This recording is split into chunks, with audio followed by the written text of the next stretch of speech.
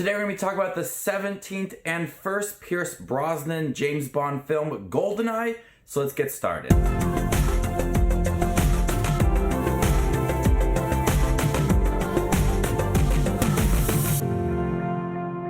Hey everybody, my name is Justin. I love to watch movies. If you guys love to watch movies too, you guys are in the right spot. Make sure to hit the subscribe button down below and click that bell notification for more up and coming videos. Today we're going to talk about the first Pierce Brosnan James Bond film, Goldeneye, which was released in 1995. And this did not have a story from an Ian Fleming novel. And Martin Campbell came on to direct this movie after a break between the last Timothy Dalton film and the Pierce Brosnan film. And fun fact, Martin Campbell actually came back to direct Casino Royale, the first Daniel Craig James Bond film. In Goldeneye, James Bond fights to prevent an ex-MI6 agent gone rogue from using a satellite weapon against London to cause a global financial meltdown. This is where I start to remember a lot of watching James Bond films. I watched a lot of Pierce Brosnan movies, especially Die Another Day.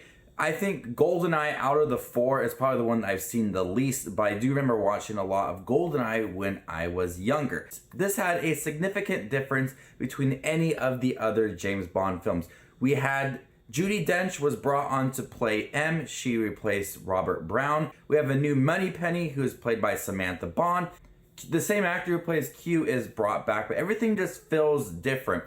And a good majority of the movie, maybe like the first 45 minutes, we are playing catch up to what is going on in this James Bond movie. The relationship between M and James Bond, she really does not like him, but she still gives him his missions. We understand a little bit about who M is. Samantha Bond playing Moneypenny, we get a lot of her in the beginning of the movie. The movie is trying to get us caught up to what this movie is going to be about and all the different dynamics and the things that have changed within the movie. So that leaves for a good majority of like the first 45 minutes to be kind of a drag at times. It feels a little bit slow. There's not much going on rather than introducing Pierce Brosnan as James Bond, his style to the character, and M within the movie. And I do like all of it. I like the movie, but I think the first 45 minutes of the movie definitely does drag.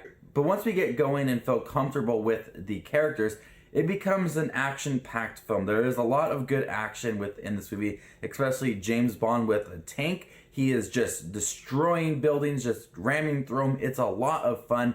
And there's a lot of great effects and stunt work at the end of the movie as well with Sean Bean and Pierce Brosnan. So in terms of action, it kind of is similar to the last Timothy Dalton films. It is a heavy action film with some setup for the characters as well. But the action is great. It's thrilling. It's a lot of fun. And you could tell that they had like a big budget to work with, and they were trying to go above and beyond compared to any James Bond movie we've seen up until this point. And this movie is taking James Bond and the story into the modern world. This movie centers around technology. We have a lot of the characters that are on their computers and hacking things and having codes. It definitely sends the character of James Bond into the modern world compared to what we've got before with the James Bond films. Pierce Brosnan as James Bond is one of the more memorable characters to play James Bond for me per se, because I grew up watching a lot of the Pierce Brosnan movies. He's very confident in his role. He's very rugged compared to Roger Moore or Sean Connery. He kind of similar to Timothy Dalton. He came into the role, felt very comfortable, was very smooth in his role, very confident, and I enjoyed Pierce Brosnan in the film.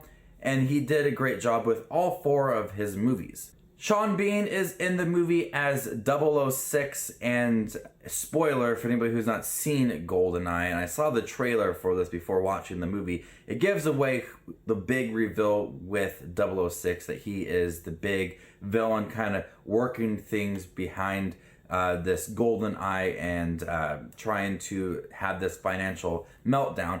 I thought it was a good reveal, and I like Sean Bean in the movie. I don't think his character was truly developed. He just felt like that typical villain who wanted to create mayhem, and there wasn't much to the character. One of the villains that I did like was Famke Janssen, who did play Onatopp. And she reminds me of Mayday from A View to a Kill. She's very sinister, she's intimidating, she is a great fighter and provides a lot of conflict between her and James Bond within this movie. There's a lot of good fight sequences between the two. There's tension amongst them, but when it comes down to it, she's a very intimidating, strong character. Now, one of the things I really did not like in this movie is the relationship between James Bond and Natalia, who is the only survivor of the opening sequence, so she knows what is going on behind Goldeneye. There is a scene towards the middle half of the movie where Sean Bean, he gives James Bond the option to go through with his mission or save the girl, and he tells Sean Bean that, I don't care about the girl, she means nothing to me.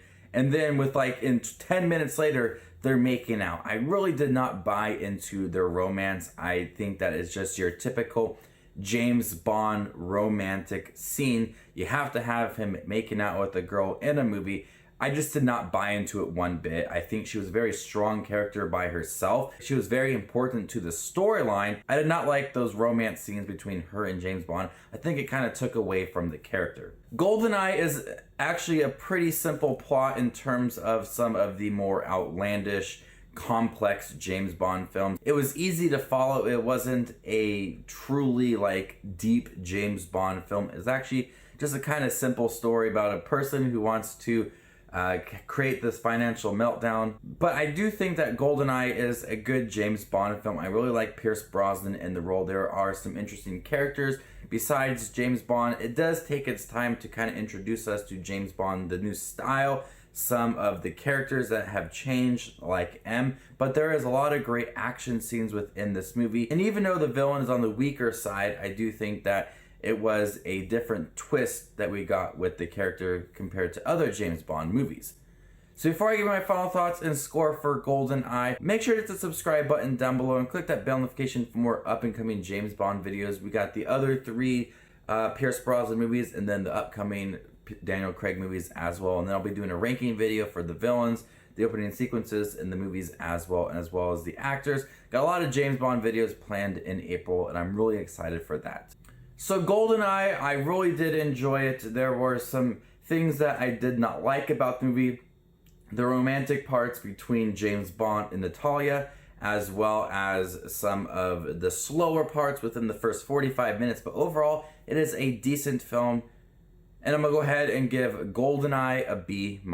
Thank you guys for coming to review for Goldeneye. Stay tuned, got a review for the next Pierce Brosnan movie next week. So make sure to hit the subscribe button down below. My name is Just Watch the Movies, and you guys stay classy, YouTube.